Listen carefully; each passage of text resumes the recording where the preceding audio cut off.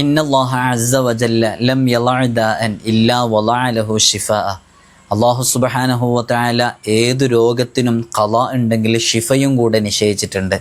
അതുകൊണ്ട് തന്നെ നമ്മുടെ ശാരീരികവും മാനസികവുമായ ഏതു രോഗങ്ങൾക്കും റബ്ബ് സുബ്ഹാനഹു വ തആലയോട് ശിഫയ്ക്ക് വേണ്ടി പ്രത്യേകം ദുആ ചെയ്യൽ നമ്മുടെയൊക്കെ ഉത്തരവാദിത്തമാണ്.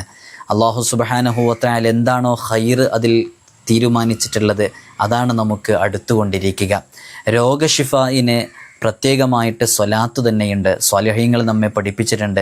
സ്വലാത്തു തിബ്ബു സ്വലാത്ത്. ഇത് കേൾക്കുന്നവരിൽ പലർക്കും അറിയാം.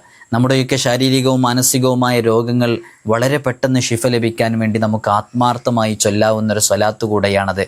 അല്ലാഹുമ്മ സ്വല്ലി അലാ സയ്യിദിന മുഹമ്മദ് തിബ്ബിൽ ഖുലൂബി വദവാഇഹ വആഫിയത്തിൽ അബ്ദാനി വശിഫാഇഹ വനൂരിൽ അബ്സ്വാരി വളിയാഇഹ വഖൂത്തിൽ അർവാഹി വഗിദാഇഹ വഅലാ ആലിഹി വസ്വഹ്ബിഹി വസല്ലം. ഇത് കേൾക്കുന്നവരിൽ പലരും ഇത് കാണാതെ പഠിച്ച് ദിനേന ചൊല്ലുന്നവരായിരിക്കാം. അള്ളാഹു നമ്മുടെ രോഗങ്ങൾ ശിഫയാക്കാൻ ഈ സ്വലാത്ത് കാരണമാകുന്നതാണ്. സ്വലാത്ത് ഏത് വിഷയങ്ങൾക്കും പരിഹാരമാണ്. തീരാത്ത കടങ്ങളുണ്ടോ, മാറാത്ത രോഗങ്ങളുണ്ടോ, മുത്തുനബി സല്ലല്ലാഹു അലൈഹി വസല്ലം തങ്ങളുടെ മേലിലുള്ള സ്വലാത്ത് അതിന് പരിഹാരമാണ്.